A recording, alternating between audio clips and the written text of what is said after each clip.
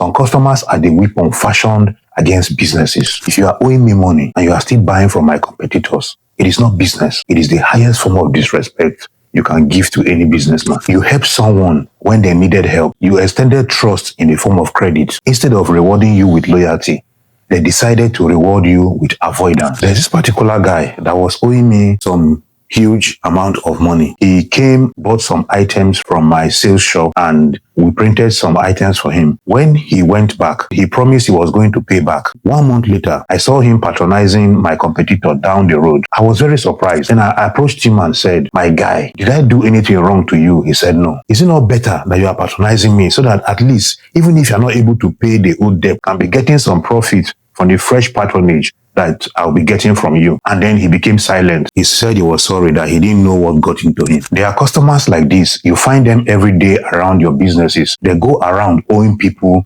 and they will never pay back. Even though they will not pay back, they will still form the habit of not coming to your place. This set of customers, I call them the weapon fashioned against businesses, because they have determined that you will not make profit as long as your business exists. If not, explain to me why you are owing me and you are not patronizing me and you are patronizing my competitor. Owing me and still buying from my competitors is not business. It is the highest form of disrespect you can ever give to any businessman. If someone owes you and deliberately avoids your shop, it usually means one of these three things. Number one, they are ashamed and they are running away. They never plan to pay. Repayment is not part of their plan. Number three, they feel entitled to your kindness. Now, none of these three things should be allowed to exist in your business. So very quickly, we are going to be seeing how to treat customers who owe you but buy from your competitors, and how to avoid these mistakes so that they don't keep reoccurring again. At this point, I would want you to pay close attention. You start by giving the customer small credit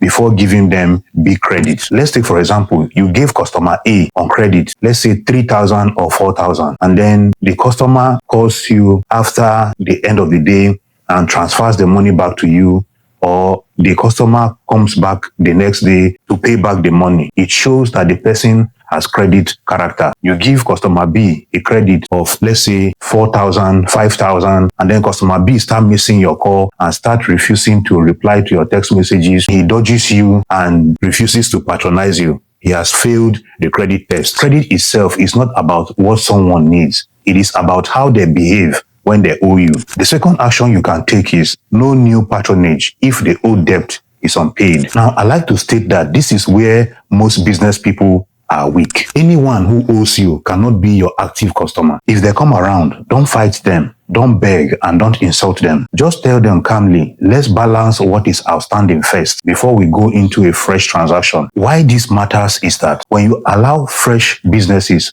on top of old debt, it means you have rewarded bad behavior and you are training them to ignore repayment. Or on the other hand, anybody that is doing any fresh transaction must pay you the old balance or must pay cash for the fresh transaction while you work towards collecting the old balance. People respect boundaries more than kindness. The third solution I like to talk about is stop chasing the person and start documenting. It is important that you document properly.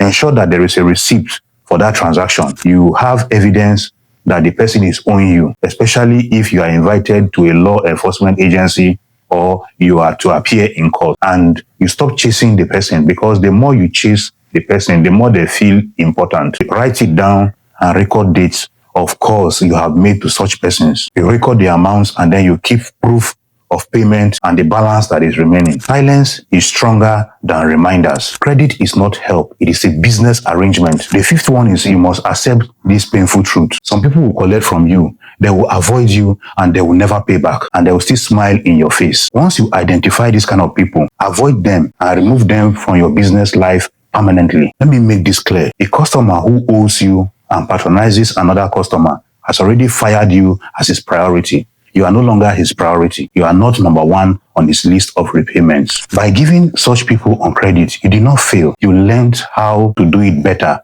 next time. You learned a lesson, and this lesson will save your business bigger money in the future.